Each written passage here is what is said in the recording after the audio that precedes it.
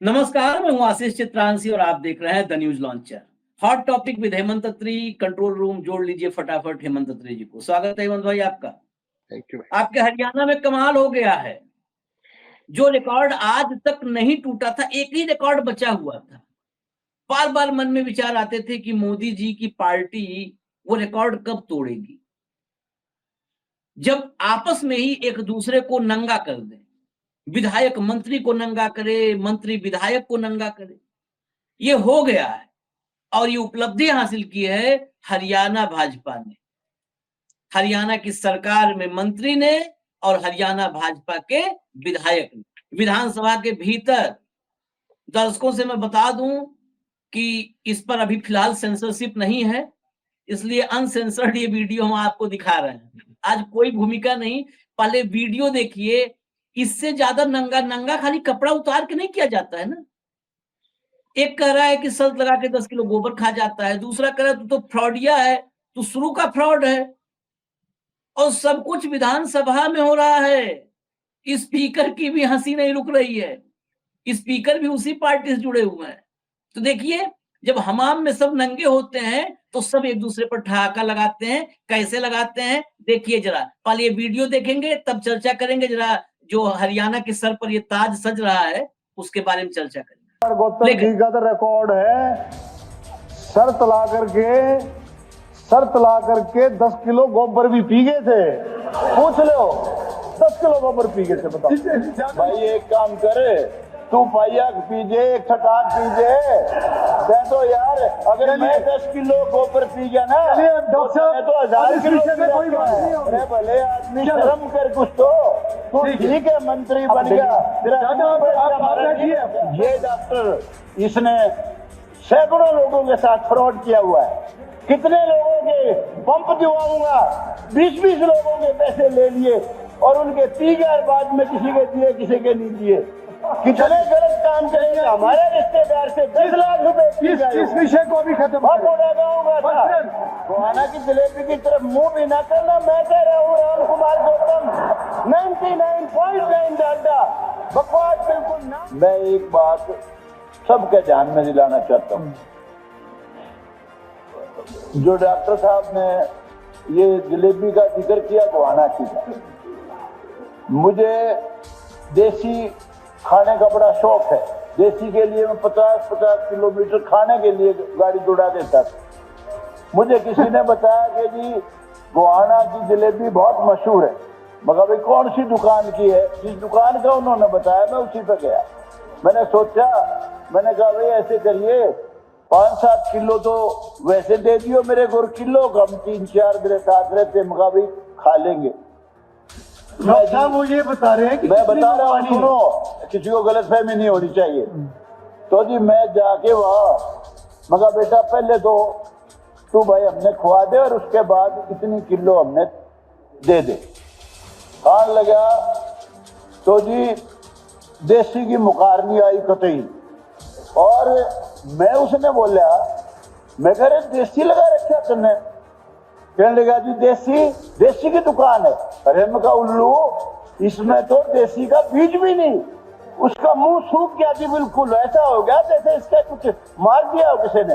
सारा गंद लगा रखा है रामखोर। मैंने उसको बहुत समझाया, पूछ लेना कभी ये वाक़या हुआ था कि नहीं हुआ था।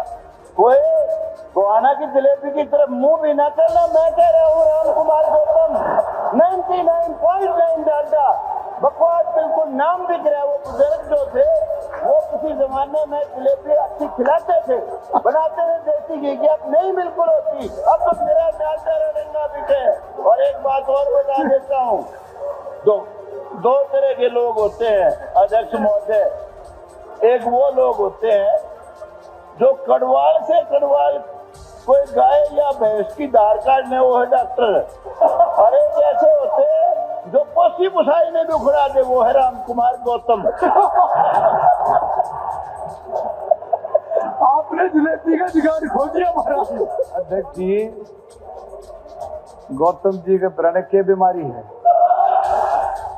अरे बीमारी भी डॉक्टर दूर कर सका है और किसी बस का भी नहीं है नाम पर गौतम।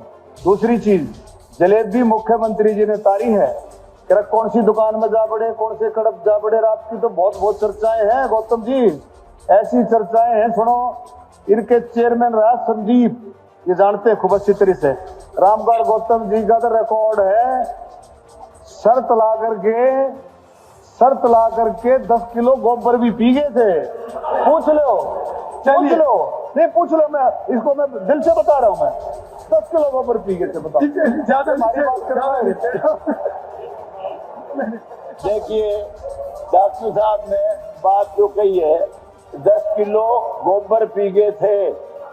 भाई एक काम करे, तू पाइया पीजे, एक थकान पीजे, कह दो यार अगर मैं 10 किलो गोबर पी गया ना तो 1000 किलो में कोई बात नहीं होगी। अरे भले आदमी शर्म कर कुछ तो ठीक है, मंत्री बन गया। ये डॉक्टर इसने सैकड़ों लोगों के साथ फ्रॉड किया हुआ है। कितने लोगों के पंप दिवाऊंगा, 20-20 लोगों के पैसे ले लिए और उनके 30,000 बाद में किसी के दिए, किसी के नहीं दिए। कितने गलत काम करेंगे। हमारे रिश्तेदार से 10 लाख रुपए इस विषय को भी खत्म नहीं, कमाल की बात है। ये फ्रॉड को मंत्री बना दिया गया है भाई, ये तो विधायक जी बता रहे हैं। हेमंत भाई, बड़ा रोचक वीडियो था, मैं तो बड़े गौर से इसलिए सुन रहा था कि थोड़ा भाषा बिल्कुल थोड़ा ठेठ हरियाणवी था, तो समझ में चीजें आ जाएं। लेकिन ये फ्रॉड को मंत्री बना दिया, शर्त में 10 किलो गोबर, ये हरियाणा ने गजब इस बार चुना है। हरियाणा के लोगों को मुबारक हो। पहले बात तो मैं मुबारकबाद दे दूं, बधाई हो हरियाणा के लोगों को, ढेर सारी बधाई हो। अब विधानसभा में आप लोगों की तरक्की के लिए, हरियाणा की तरक्की के लिए बाकायदे गोबर जलेबी भी छन रही है, गोबर भी घोल के पिलाया जाएगा। और पंप के लिए कौन कौन फ्रॉड करने वाले मंत्री हैं, ये तो हम तो बोल नहीं रहे भाई कुछ भी। बाकी मैं हेमंत भाई से ही समझता हूँ। क्या हेमंत जी, हरियाणा की तरक्की की पूरी जो है स्क्रिप्ट तैयार हो चुकी है क्या? आशीष भाई नमस्कार, सारे दर्शक साथियों को, आपको। देखिए, इससे दुर्भाग्यपूर्ण संवाद विपक्ष का और पक्ष का तो कई बार होता है कि बहुत इस तरह की बातें करने आ जाते हैं, लेकिन सत्ता पक्ष के दो नेता जो कि काफी रिलेटिवली बहुत सीनियर भी एक तरीके से, तो 3-4 बार एमपी रहे, अरविंद शर्मा जो मंत्री जो बोल रहे थे, गोबर खाने वाली बात जो बता रहे थे, और जिन पे आरोप लगा रहे थे मंत्री जी पे, रामकुमार गौतम जी, वो अपने आप में एक सीनियर एमएलए है, कांग्रेस में भी रहे हैं, तमाम पार्टियों में रहे हैं। तो इन दोनों ने जो कुछ कल ये विधानसभा के अंदर किया, ये इसमें कोई मतलब, एक तो बहुत ही शर्मसार कर देने वाला घटनाक्रम है कि हरियाणा के लोगों की ये चॉइस है। इस तरह के लोग हरियाणा के अंदर एमएलए और मंत्री हैं, और हरियाणा के लोगों को तो शर्मसार होना ही चाहिए। कम से कम मैं तो व्यक्तिगत तौर पे हूं कि ये हमारी अगर पसंद है तो माफ कीजिएगा, मैं शर्मसार हूं। लेकिन ये भारतीय जनता पार्टी के चाल चरित्र और चेहरे को भी दर्शाता है कि वो किस तरह के लोगों को विधानसभाओं के अंदर भेज के मंत्री पद जैसे महत्वपूर्ण पदों पर, और उन्हीं की पार्टी का विधायक आरोप लगा रहा है सदन के पटल पर कि पैसों लोगों से लाखों रुपए लिए पेट्रोल पंप के लिए और तमाम। अगर हमने ठीक से कवर किया है, लंबे समय तक पार्लियामेंट भी कवर किया है, संसद के पटल पर या सदन के पटल पर कहीं भी कोई भी बात, उस पर सरकार बेहद संजीदा होती है और वहां तुरंत में एक्शन भी लिए जाते हैं। जब सत्तारूढ़ पार्टी का एक विधायक ये कह रहा है कि इतने पैसे लिए गए और मेरे रिश्तेदार से भी 10 लाख रुपए लिए गए, तो क्या इस मामले की तत्काल जांच कल ही नहीं हो जानी चाहिए थी? एक पल के अंदर जो मुख्यमंत्री है उसको जांच के आदेश देने चाहिए, और जब तक जांच पूरी ना हो मंत्री को इस्तीफा दे देना चाहिए। बाकी काम तो बाद के, और तत्काल इसकी टाइम बाउंड जांच हो। आप जिस भी एजेंसी से कराना चाहे, टाइम बाउंड जांच हो उसकी, लेकिन वैसा तो कुछ नहीं हुआ। तो बेसिकली क्या है कि हरियाणा के लोगों को जाति पाति और तमाम राज्यों में आपने देखा धर्म के आधार पर बांट करके जिस तरीके से भारतीय जनता पार्टी अपनी राजनीतिक रोटियां सेकती है, सरकारें बनाती है, ये हरियाणा की विधानसभा का एक जीवंत उदाहरण है कि किस तरीके के लोग चुने हैं और किन लोगों ने चुने हैं। जाति आधार पर, धर्म के आधार पर विभाजन करके, और उनका स्तर ये है कि कहां पे 10 मिनट तक ये सीन चला है पूरा, और दुर्भाग्य देखिए 10 मिनट तक पूरा चला। ये मैंने आपको छोटा वीडियो भेजा है। समस्या ये नहीं है आशीष भाई, समस्या क्या है कि लोग तो बेसिकली, हमने तो जो चुने वो चुने। स्पीकर ये कह रहे हैं, स्पीकर ने बाद में इस पूरी बातचीत को रिकॉर्ड से निकाल दिया। तो जब इस चीज का एक वीडियो है जो पब्लिक डोमेन में है, लाइव भी होता है, सारी बात होती है, आपने सदन के रिकॉर्ड से निकाल दिया, तो इसका मतलब ये थोड़ी कि स्मृति मिट जाएगी। ये तो सदा के लिए, जो चीज आज वीडियो बन गया, जिसका एक फोटो आ गया, वो तो एक पौराणिक काल तक चलेगी, उसमें कोई समस्या नहीं। उस पूरे मामले में कोई इफेक्टिव हस्तक्षेप करके कोई जांच के आदेश क्यों नहीं दिए गए, सवाल ये है। और कोई नहीं पूछेगा ये सवाल, कोई भी ये सवाल नहीं पूछेगा। सवाल ये है कि वो कौन लोग थे जिन्होंने पेट्रोल पंप के लिए पैसे दिए, मंत्री विधायक का वो कौन सा रिश्तेदार थे जिसे 10 लाख रुपए दिए, किन किन लोगों के साथ फ्रॉड हुआ। जलेबी विलेबी से तो ये बात शुरू हुई थी, और लाइटर नोट शुरू हुई थी गोवाना की जलेबी को लेकर के, जिसपे मंत्री जी अपने नंबर बना रहे थे मुख्यमंत्री के सामने कि देखिए गोहाना की जलेबी, आपको ध्यान होगा राहुल गांधी ने जिक्र किया था एक बार जब चुनाव में आए थे पिछले साल अक्टूबर में, तो वहां से वो बात चली थी जलेबी की फैक्ट्री, तब उनको ट्रोल किया गया था। तो मंत्री कल राज्यपाल के अभिभाषण पर अपने भाषण कर रहे थे, जो भी कर रहे थे, उसमें उन्होंने गोहाना की जलेबी की चर्चा की। इन्होंने कहा कि वो जलेबी नकली है, यहां से बात शुरू हुई थी, उसमें देसी घी नहीं है, उसमें दूसरा है, डालडा घी है, जो भी। और वहां से दिलों का दुख दर्द सामने आ गया। इसकी गहराई में कुछ और है। इसकी गहराई में यह है कि रामकुमार गौतम लगातार लंबे समय से मंत्री पद पर ताक लगाए बैठे थे। इससे शुरू में वो कांग्रेस के विधायक थे, पिछली बार वो जेजेपी के विधायक थे। जेजेपी के सारे महकमे दुष्यंत चौटाला लेके बैठ गए थे, एक आध और ऐसे ही बना लिया था अपना छोटा मोटा। ये उस चक्कर में थे कि मैं मंत्री बनूंगा, वो 5 साल वैसे निकल गए। इस बार इनको बीजेपी ने मनोहर लाल खट्टर के नवरत्नों में शामिल थे, ये हर पार्टी में इनको कोई कांग्रेस पार्टी मना नहीं करती इनको, किसी भी दल में चले जाए कोई समस्या नहीं है। जातीय समीकरणों के जरिए एक ब्राह्मण चेहरा और दैट्स ऑल, बाकी कुछ करने की जरूरत नहीं। पिछली बार नारनौल से जीते थे, इस बार सफेदों से जीत गए। तो जातीय आधार की राजनीति किस तरह के नमूनों को विधानसभा के अंदर पहुंचा देती है, ये आपने एक ज्वलंत उदाहरण देखा। और सबसे बड़ी जो हंसी जो आनी चाहिए, जिस पर रोना आना चाहिए, वो है मुख्यमंत्री क्या कर रहे थे। इस पर अब तक जांच के आदेश क्यों नहीं हुए, इस पूरे घटनाक्रम पर। कौन लोग हैं जिन्होंने पेट्रोल पंप के लिए पैसे दिए थे, कब दिए थे, कितनों के वापस हो गए, मंत्री जी का कौन सा रिश्तेदार था जो 10 लाख रुपए दिए। असली सवाल ये है। विधानसभा की कार्रवाई से मिटा करके आप इन चीजों को लोगों के मानस पटल से नहीं मिटा सकते, याद रखिएगा ये बात। आप रोज सदन में देखते हैं दिल्ली के अंदर किस तरीके से जो अपने ओम बिरला साहब हैं, लोकसभा के अंदर विपक्ष के विधायकों सांसदों को किस तरीके से अड़काते हैं। विपक्ष बोल रहा होता है तो कैमरा भी कहीं और होता है, और उनको हर बात पे अड़काया जाता है। जब ऐसे ही जो जगदीप धनखड़ है, वो राज्यसभा के अंदर रोज यही सब काम करते हैं अपने नंबर बढ़ाने के लिए। यहाँ तो उस भारतीय जनता पार्टी जो मोदी जी चाल चरित्र की बात करते हैं, निर्माण की बात करते हैं, वैसे लोग यहाँ पे मंत्री और विधायक हैं। और स्पीकर भी उसको लाइटर नोट पे हंस रहे हैं, उस बात पर हंस रहे कि आपने तो हमारे जलेबी का टेस्ट खराब कर दिया। गोबर खाने की बात, 10 किलो गोबर पी गए थे, और वो कह रहे थोड़ा बहुत तू भी पी ले, तू तड़ाक गोबर खाना विधानसभा के अंदर, पैसे का सरेआम सत्तारूढ़ पार्टी के आपस में। आप सोचिए, मुझे लगता है गोबर खाने तो चलिए आपसे कंपटीशन कर ले, कोई दिक्कत नहीं, हमें गोबर खाएंगे। कई बार गोमूत्र, आजकल तो सोशल मीडिया में देखता हूँ गोबर और गोमूत्र इसी पे होड़ मची है, इसी से पूरा सनातन की रक्षा हो रही है। और चाल चरित्र चेहरे तो बात ही मत करिए। चाल इनकी ये खुद चलते नहीं, चाल इनकी ईडी चलती है, चरित्र इनके सीडीओ में कैद है। सीडी भाजपा के सामने सीडी आप ले लीजिए नाम, तुरंत आधा तो वैसे ही प्राण सूख जाता है। तो चाल ईडी है, चरित्र सीडी है, और चेहरा मोदी है। तो यही चाल चरित्र और चेहरा है इनका। लेकिन इसकी जांच ईडी, इसीलिए मैंने कहा चाल चरित्र और चेहरा में ईडी, सीडी और मोदी तीनों आ गए हैं। ईडी की तो एंट्री होनी चाहिए, 10-10, 20-20, 30-30 लाख रुपए, और 100 आदमी करीब करीब वो बता रहा है शख्स जो विधायक है, वरिष्ठ विधायक हैं, आप बता रहे हैं दादा गौतम, शायद राम कुमार गौतम, ये बता रहे हैं कि ऐसे सैकड़ों से फ्रॉड किया है। बड़ा सवाल मेरे लिए ये है कि सैकड़ों से फ्रॉड यहाँ पर विपक्ष का विधायक नहीं कर रहा है। आरोप विपक्ष के विधायक का होता तो चलो उसी पे एक मुकदमा कर दो। सत्ता पक्ष का विधायक सत्ता पक्ष के मंत्री को घोषित फ्रॉड बता रहा है, और जो अमाउंट है और आंकड़े हैं, ये आंकड़े करोड़ों में जाएंगे। अगर एक एक व्यक्ति से 30-30 लाख, 20-20 लाख लिया गया है, और ऐसे 100 आदमी हैं, 100 लोगों के साथ फ्रॉड हुआ है, तो आप सोचिए अमाउंट कितना हो गया। ये 150 करोड़ का मामला है। 150 करोड़ रुपए का फ्रॉड करने वाला मंत्री बनाया गया है। क्या ये सच है? अगर नहीं सच है तो क्यों नहीं जांच हो जाए?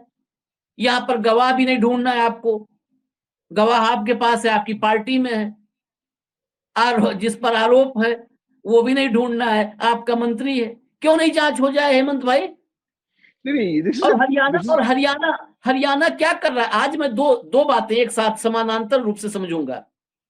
जब ये गोबर पीने का कंपटीशन चल रहा था और पेट्रोल पंप के नाम पर फ्रॉड के आरोप लग रहे थे करोड़ों रुपए के, उसी वक्त निकाय चुनाव, मतलब कुछ देर बाद निकाय चुनाव के नतीजे आने शुरू हो गए और बीजेपी एक तरफा जीत रही है निकाय चुनाव में। हरियाणा को क्या गोबर पसंद आ गया है? क्या पूरे हरियाणा में गोबर फैला दिया गया है? ये हरियाणा की चॉइस पर भी सवाल है। भले हरियाणा के लोग नाराज मुझसे हो जाएंगे, हरियाणा के मेरे मित्र बैठे हैं, हेमंत अत्री जी, हरियाणा के चॉइस पर तो सवाल अब है। नहीं आशीष भाई, देखिए जो ओवरऑल जो गल विधानसभा के अंदर हुआ वो तो अपने आप में, मैंने शुरुआत ओपनिंग में ही कहा कि शर्मनाक है, शर्मसार कर देने वाला है। हर हरियाणवी को ये सोचना चाहिए कि उन्होंने किस तरह के लोग चुने हैं, कौन उनके भाग्य विधाता है, क्या उनकी सोच है, क्या उनका समाज के प्रति कमिटमेंट है, कितने वो ईमानदार हैं, कितने वो अच्छे चलने वाले हैं। ये सारी बातें होंगी। आपने नगर निगम चुनाव की बात की। नगर निगम चुनाव पहले दिन से ये तय था, जब से डिक्लेयर हुआ कि कांग्रेस पार्टी की ऑब्यूचरी होगी। कांग्रेस पार्टी की ये ऑब्यूचरी बीजेपी ने नहीं लिखवाई है, कांग्रेस पार्टी ने अपनी ऑब्यूचरी खुद लिखी है। कांग्रेस पार्टी का जब कोई भी दिग्गज कहीं चुनाव प्रचार के लिए जा ही नहीं रहा, तो आपको नगर निगम के चुनाव, स्थानीय निकाय के चुनाव टिकट पर लड़ने की क्या जरूरत थी? जैसे पहले लड़ते आए थे वैसे लड़िए। इससे ये बात साबित होगी, जो अक्टूबर में हरियाणा और महाराष्ट्र के चुनाव को लेकर जो तमाम वोटिंग सूचियों पे, मतदाता सूचियों पे जो सवाल उठते हैं, सबको पता है क्या क्या हुआ था।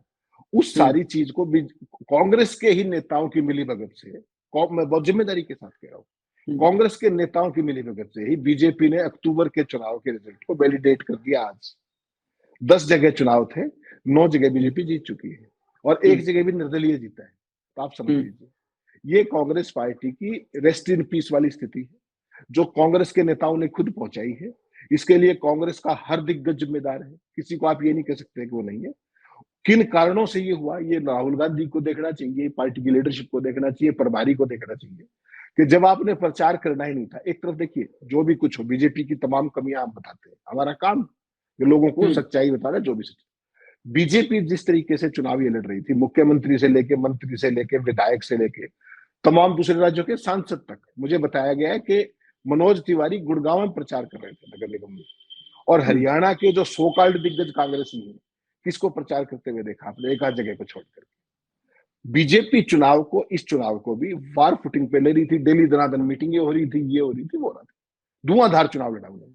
और मुझे ये पहले दिन से पता था कि कांग्रेस पार्टी इनको जैसे सरकार थाली में सजा के दी।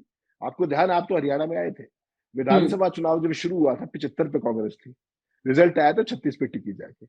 यहां तो कांग्रेस पार्टी इस चुनाव के लिए तो कभी तैयार हुई दिखाई ही नहीं दी। कांग्रेस पार्टी ने तश्तरी में सजा करके किन कारणों से बीजेपी को ये चुनाव जितवाया है, खुद जितवाया है कांग्रेस पार्टी ने।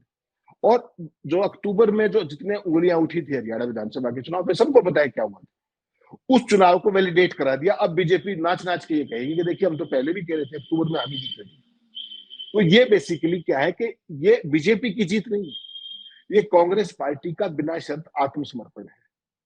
किन कारणों से है वो कांग्रेसी बेहतर जाने। मेरा और काम है लोगों को सच्चाई बताना, और सच्चाई ये है कि ये कांग्रेस का सरेंडर है।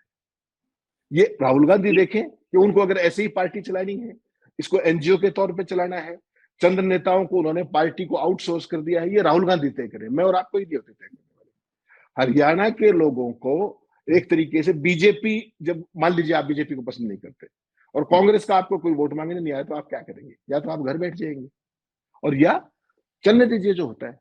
कांग्रेस जब आपको वोट मांग नहीं रहा तो आप क्यों देंगे वोट? तो पहली बार इस बार ये स्थिति भी है, मैं आपको बताऊं, हालांकि ये कहनी नहीं चाहिए बात, जब से मैं 18 साल का हुआ, जब से वोटिंग का अधिकार मिला, ये पहला चुनाव है मैंने और मेरे परिवार ने वोट नहीं डाला। पहली बार है ये। नहीं तो बच्चे चाहे कहीं भी हो वहां से आके वोट डालते थे, हम भी चाहे कहीं भी होते थे दिल्ली में, वोटिंग वाले दिन जरूर।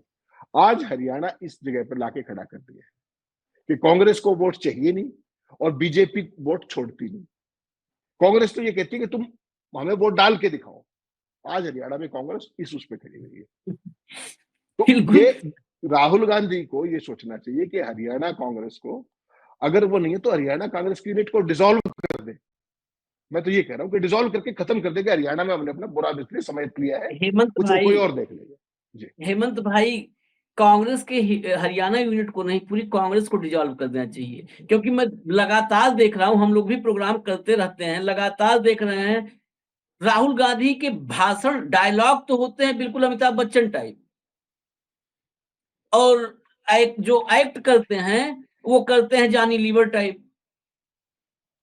बड़ा कड़वा है मतलब डायलॉग सुनिए तो रात में निकलेगा शहंशाह, बिल्कुल जुर्म मिटा देगा, और फिर जब एक्ट करेंगे तो जॉनी लीवर टाइप करेंगे। ये फर्क है इनमें। और हरियाणा में आपने बताया बड़ी बात की, जब प्रचार ही नहीं किया तो सिंबल पे चुनाव क्यों लड़ा भाई? 2 बार के मुख्यमंत्री Bhupendra Singh Hooda, CM in waiting तो इतने हैं, CM in waiting Deepender Hooda, CM in waiting Kumari Selja, CM in waiting Randeep Surjewala. इतने सीएम इन वेटिंग है कि इन्हीं की लाइन लगा दो अगर, तो चंडीगढ़ से दिल्ली तक तो इन्हीं सीएम इन वेटिंग की लाइन लग जाए, काफिले के साथ अगर ये लोग अपना अपना लाइन लगा लें अपनी अपनी। तो ये सब क्या कर रहे थे? ये बेसिकली आपने बहुत कड़वी बात ये है कांग्रेसियों के लिए, और कड़वा सुनने को अगर हो क्षमता तो देखें कार्यक्रम, नहीं तो न देखें।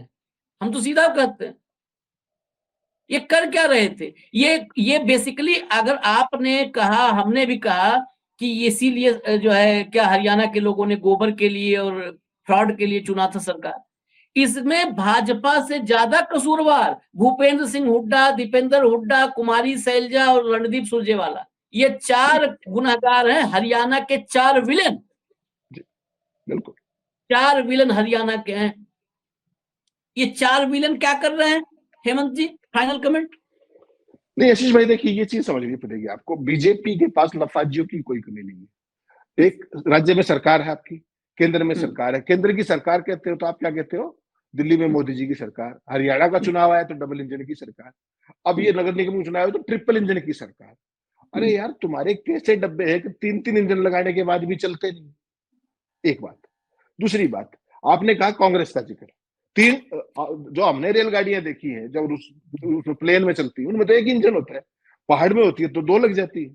तो हरियाणा तो पूरा प्लेन एरिया है, वहां 3 इंजनों की जरूरत क्या है? पूरे हरियाणा में आशीष भाई त्राहिमाम है, त्राहिमाम। 1966 में हरियाणा बना था, इतना मजबूत विपक्ष संख्या बल के हिसाब से। हरियाणा में 36 एमएलए हैं कांग्रेस के, 36, हाईएस्ट एवर। वरना हरियाणा में आपको पता है कि 1 वे इलेक्शन होता है। इस बार 36 एमएलए है हरियाणा के अंदर। हरियाणा में विपक्ष नाम की चीज नहीं है, मैं पूरी जिम्मेदारी के साथ आपको कह रहा हूं, कहीं कोई आवाज नहीं है। हरियाणा में कांग्रेस पार्टी का काडर बिल्कुल घर बिठा दिया गया है। उनको ये लगता है कि भाई वो उसका, कांग्रेस का कोई नहीं। आप बीजेपी में किसी कैंडिडेट को चुनाव लड़ते हुए देखिए, नगर निगम छोड़िए, नगर पालिका में जिसको कमल का सिंबल दे दिया वहां से लेकर के लोकसभा तक, वो बीजेपी का कैंडिडेट है, किसी नेता का कैंडिडेट नहीं है। और यहां हालत यह है कि आप टिकट लेने चले जाओ, पहले कौन किसका है इस पे तय होता है। और सारों ने एक दूसरे को निपटा के नायब सिंह सैनी को स्टार हीरो बना दिया, सुपर हीरो बना दिया। और लोग करें क्या? वर्कर घर बिठा दिया, नेता मौज काट रहे हैं, किसी को कोई लेना देना नहीं है, सब आनंद में है। हरियाणा के किसी सड़क पर निकल जाइए आप, आज तीसरे ट्रिपल इंजन की सरकार थी, आप रोहतक की कोई सड़क दिखा दीजिए बोले इसमें आप पैदल जा सके, गाड़ी की बात छोड़ दीजिए, सारे खड़े टूटे पड़े। सर्दी का मौसम अभी खत्म नहीं हुआ है, पानी की बूंद नहीं है पीने के लिए, एक टाइम पानी आता है आधा घंटा। ये हरियाणा में पानी की स्थिति है। कहीं कोई गवर्नेंस का सिस्टम नहीं है, कोई गवर्नेंस का सिस्टम नहीं, बर्बाद कर दिया सब जगह, कोई एडमिनिस्ट्रेटिव सिस्टम नहीं है। और हकीकत की बात यह है कि कोई भी विपक्ष नाम की चिड़िया नहीं है, कोई बोलने वाला नहीं, केवल औपचारिकता घिसी-पिटी वही। 10 साल हरियाणा में बीजेपी राज कर जाए, इतने बड़े बड़े सोकाल्ड नेताओं के सामने, इन नेताओं के खिलाफ राहुल गांधी को क्या कार्रवाई करनी चाहिए तो वो देखें। लेकिन ये चीज निश्चित मानिए कि हरियाणा के अंदर बीजेपी नहीं जीती, कांग्रेस ने अपना सत्यानाश खुद किया है। आप क्या बोलते हैं, अनकंडीशनल सरेंडर किया है। कारण क्या है वो जाने। मुझे लगता है राहुल गांधी को आज के बाद हरियाणा के अंदर पार्टी की यूनिट को डिसबैंड कर देना चाहिए, विलय कर देना चाहिए कि आगे से हम हरियाणा में चुनाव नहीं लड़ेंगे। लड़ेंगे भी तो कोई, अगर यही चुनाव लड़ना है तो बेहतर है ना लड़े। हाँ, कोई मतलब नहीं है उस बात का। Complete surrender, unconditional surrender Haryana के अंदर है। और ऐसे लोग शासन कर रहे हैं जिनकी आपने वीडियो दिखाई, किसी को मर्जी देख लीजिए, कोई चेक और बैलेंस नहीं है, कोई गवर्नेंस का नाम नहीं है, कुछ नहीं है। हरियाणा की जनता करे तो क्या करे। लेकिन फिर मैं कहता हूं, जो ये वीडियो देखने के बाद अगर ये हरियाणा के लोगों के खेवनहार हैं, ये हरियाणा के पालनहार है, ये हरियाणा के नेतृत्व है। तो मैं ये कहता हूं कि लम्हों ने सदा वो खता की और सदियां सजा पाएंगी। हमारी जो पीढ़ियां हैं वो बर्बाद हो जाएंगी। आपने 2 दिन पहले कैथल का वीडियो देखा होगा आपने, जिस तरीके से हरियाणा के बच्चे, इतना खुशहाल प्रदेश हरियाणा, पंजाब और हरियाणा 2 ही तो थे खुशहाली के नाम पर। पंजाब का आपने देखा हालत, नशे में कैसे आकंठ डूबा हुआ है, किस तरीके से डोंकी रूट से जा रहा है। वही खुशहाल हरियाणा आज हिंदुस्तान में हाईएस्ट एवर बेरोजगारी हरियाणा के अंदर है।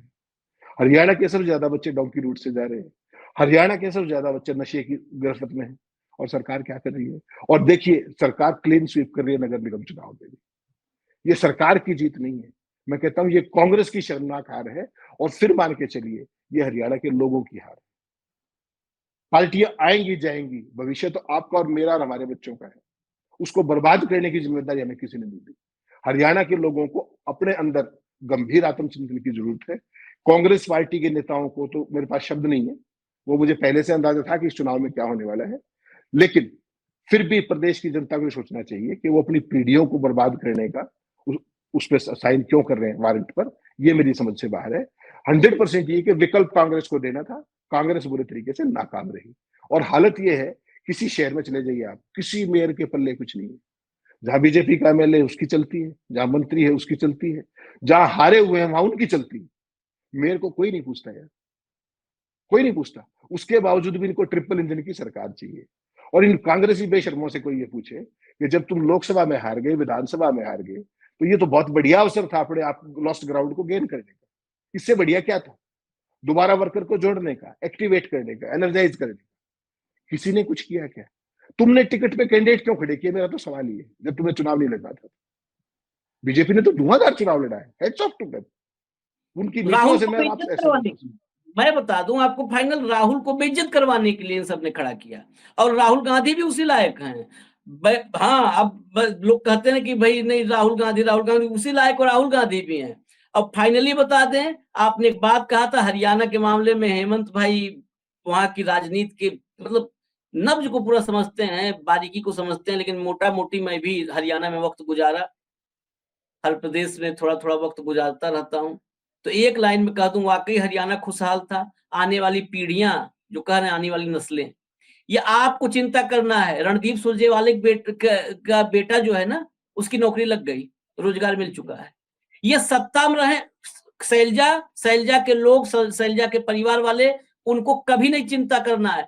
नायब सिंह सैनी की नहीं, डोनाल्ड ट्रंप की सरकार बन जाए हरियाणा में, व्लादिमीर पुतिन की सरकार बन जाए, जेलेंस्की की सरकार बन जाए, जो नेता है ना, उसको कभी दुख कष्ट में नहीं होता है। कोई सरकार हो, क्या रणदीप सुरजेवाला का काम रुक जाएगा? क्या शैलजा का काम रुक जाएगा? क्या हुड्डा का काम रुक जाएगा? नहीं रुकेगा। आपके आल औलादे दर दर ठोकर खाएंगी।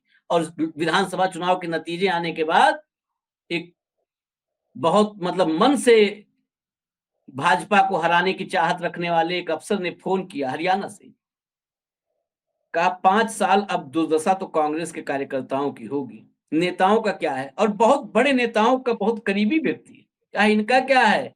अपने ही जिसका अजीज था उसी का नाम लेकर के कहा कि ये इनका क्या है?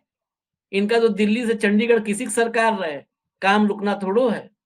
और भाजपा की सरकारों में तो इनका काम ज्यादा तेजी से होता है, कांग्रेस वाले में भले फंस जाए। आशीष तो भाई 10 नगर निगम थे हरियाणा के अंदर ओवरऑल। हाँ, 8 में बीजेपी जीत चुकी है, 9 में उसको बढ़त है, और 1 गुड़गांव में निर्दलीय जीता है।